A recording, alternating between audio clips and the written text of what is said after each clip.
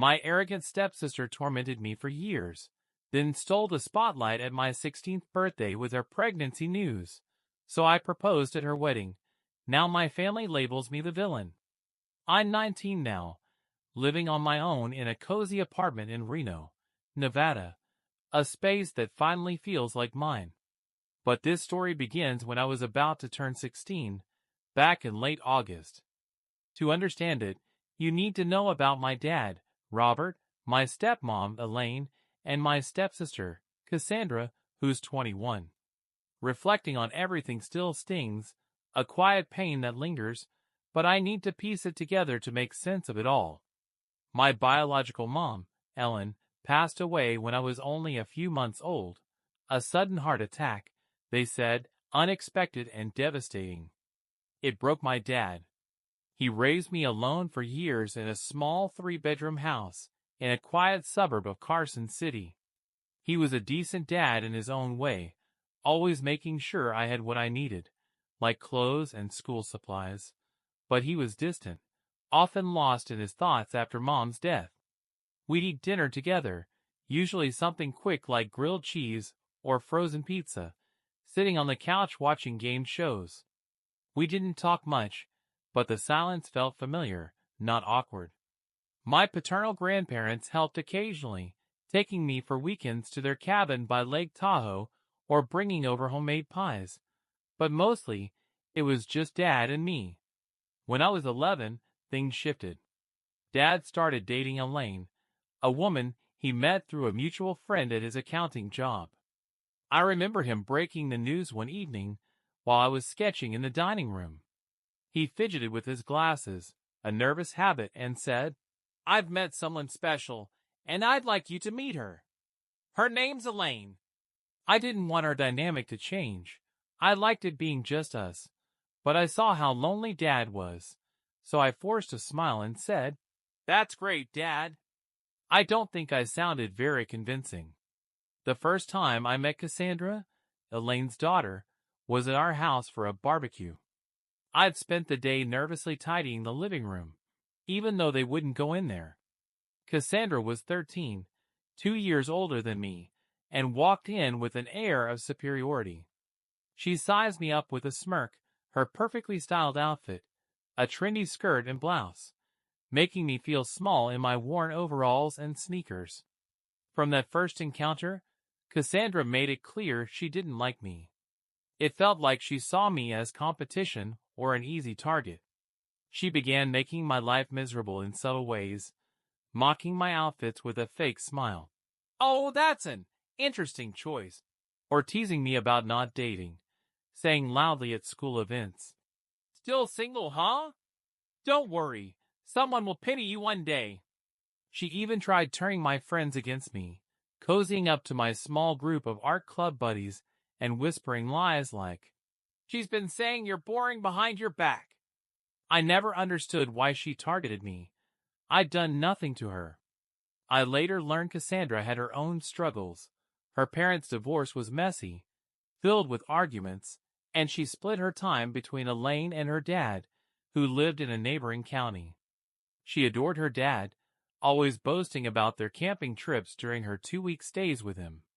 Those weeks were my only reprieve. I could relax, spend time with Dad fixing up the garden, or just enjoy the quiet.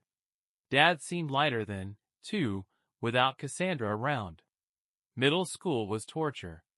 Cassandra and I attended the same school in Carson City, a sprawling campus with hundreds of students, but she always found ways to torment me.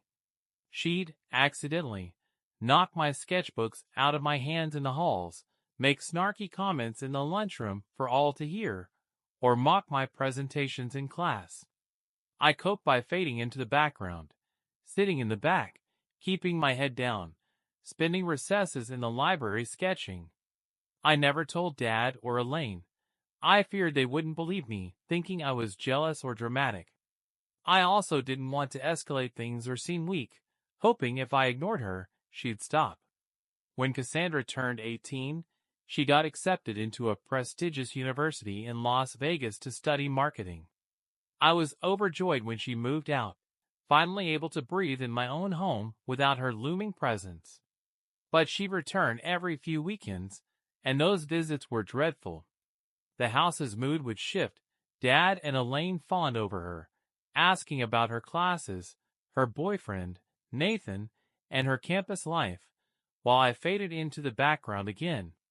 I'd hide in my room, knowing any attempt to join in would lead to Cassandra accusing me of being attention-seeking or jealous. I started believing I didn't matter as much as she did. Cassandra and Nathan had been together since middle school, an inseparable pair. They attended the same university, initially in separate dorms, but by her second semester, they moved into a small one-bedroom apartment near campus. This meant fewer visits home, and that period was the happiest I'd been. I joined the photography club, improved my grades, and even started talking to a guy from my math class. As my 16th birthday approached, Dad surprised me with plans for a big celebration. He rented a local community center, ordered a spread of food, and hired a small acoustic band because he knew I loved folk music. I'd been playing guitar since I was 12. It was a thoughtful gesture that made me feel seen. The party was beautiful, with string lights, wildflowers, and a banner that read, "Happy 16th, Violet." I invited my close friends, some cousins from Dad's side, and of course, Cassandra and Nathan were there. I was anxious about Cassandra's presence, but tried to focus on enjoying my day. For the first few hours, I did, laughing with friends, dancing to the music, feeling special. Then came the cake moment. A stunning vanilla cake with raspberry filling, my favorite, adorned with fresh berries. Everyone gathered, singing, "Happy birthday!"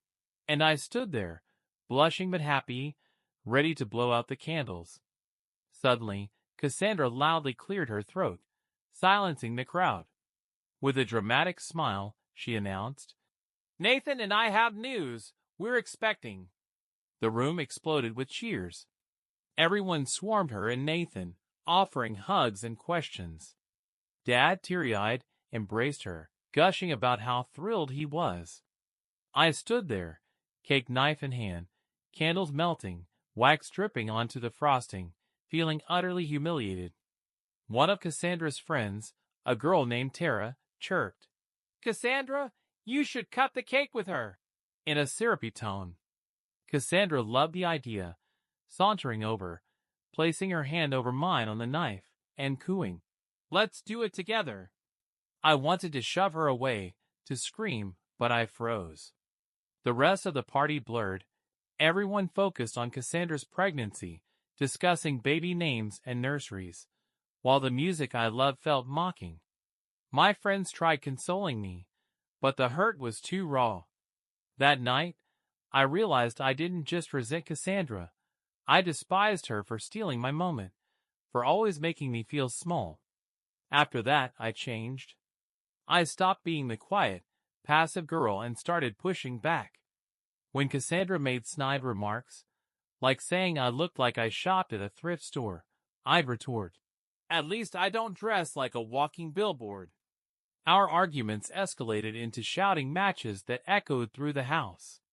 Dad and Elaine would intervene, telling us to stop fighting, or be kind, but they never grasped the root, Cassandra's years of bullying. Their words felt hollow. Cassandra continued college while pregnant, managing well with Nathan and Elaine's support. She moved home a month before her due date, and the family doted on her, asking me to fetch things or help her. I refused outright.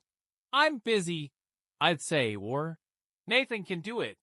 A small rebellion that felt empowering. She gave birth to a healthy 6-pound girl, Ava, and soon moved back to their apartment with Nathan and the baby, adjusting to parenthood with some struggles, but overall happiness. A few months later, Cassandra and Nathan announced their wedding. The news reignited my anger.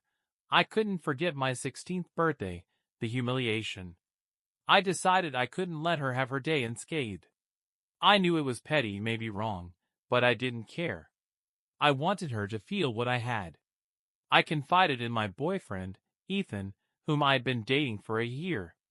He was my safe haven, listening without judgment, understanding my pain, and supporting my choice.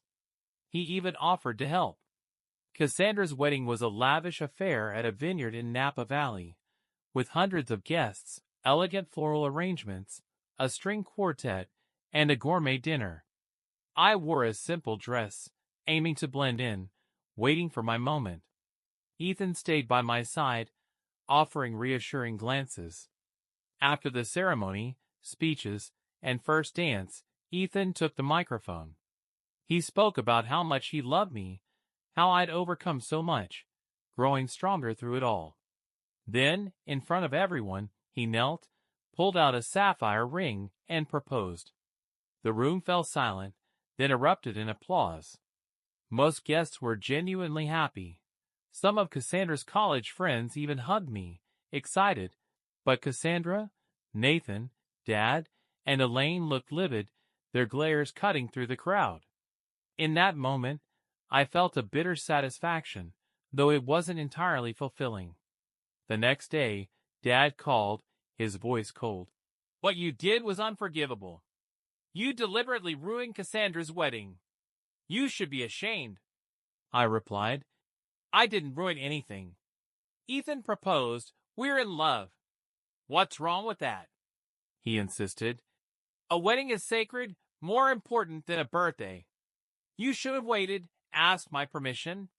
I snapped. "Permission? I'm an adult. And my birthday, the one Cassandra ruined, the one you ignored because she was pregnant?" He dismissed it. "That was different. A baby's a big deal. Turning 16 isn't."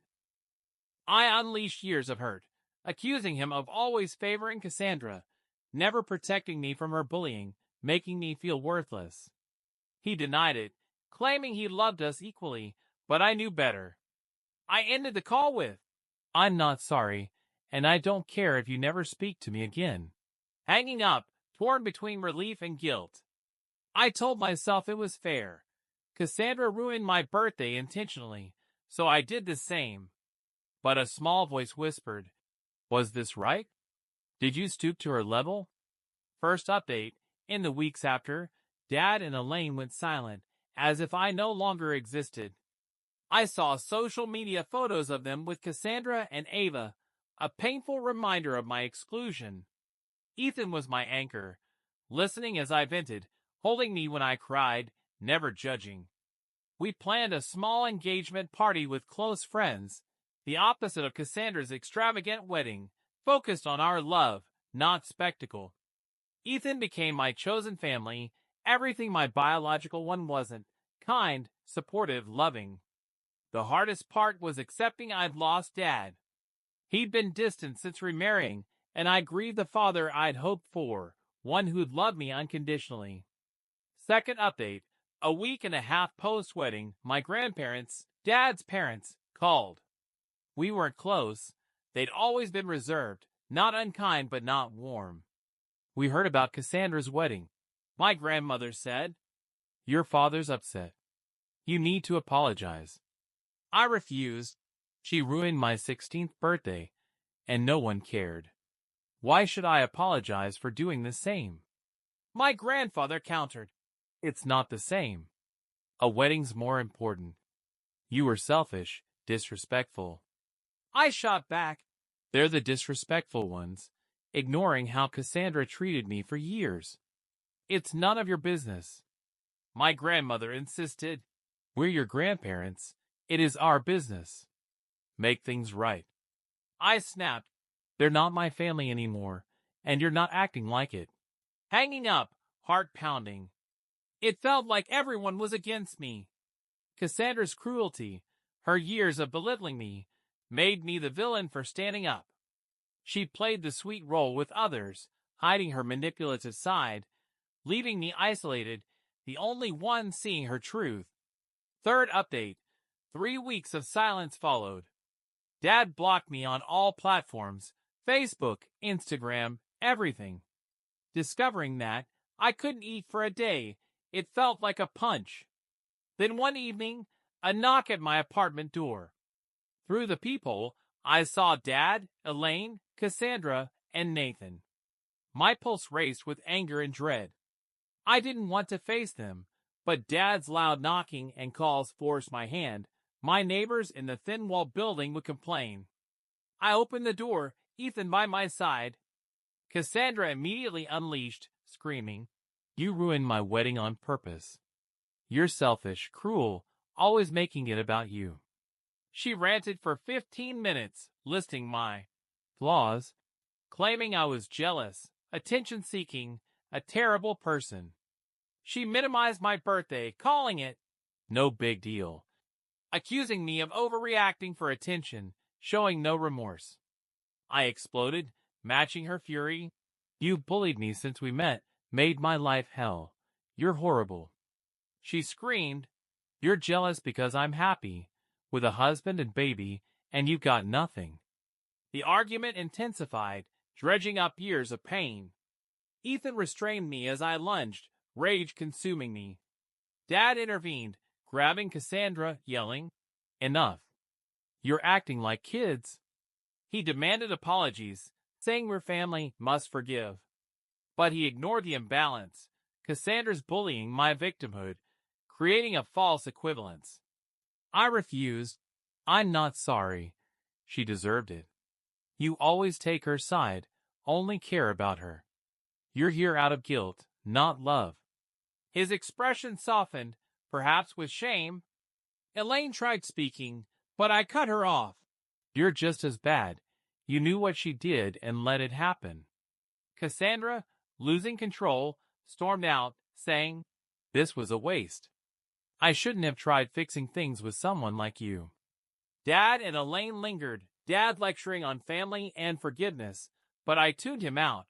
He was manipulating me to feel guilty. I saw them for who they were. Ethan stood by me, quiet but steady, letting me vent, embodying respect, understanding everything my family lacked. I call him my boyfriend here for clarity, still adjusting to Fiancée. Fourth update. Ethan and I had our engagement party, small, intimate, at a quaint cafe we loved, with close friends who supported us. Only one cousin, Lily, from Mom's side, attended. She's always been kind, one of few relatives I feel close to. We invited others, but they cited short notice, likely avoiding the drama. I didn't invite Dad or Elaine, a deliberate choice to exclude them. Days later, Dad emailed, saying he heard about the party from a friend, congratulating me but adding he wished he'd been there, under different circumstances. Classic Dad, still not owning his role, blaming me for our rift. I replied briefly, "Thanks," unwilling to rehash the past. I'm set on moving forward with Ethan. About the real proposal, Ethan went all out, booking a lakeside gazebo just for us, playing my favorite folk and acoustic tunes. It was romantic, personal, a moment I'll keep private, just ours. Unlike the wedding proposal, driven by revenge, this was pure love.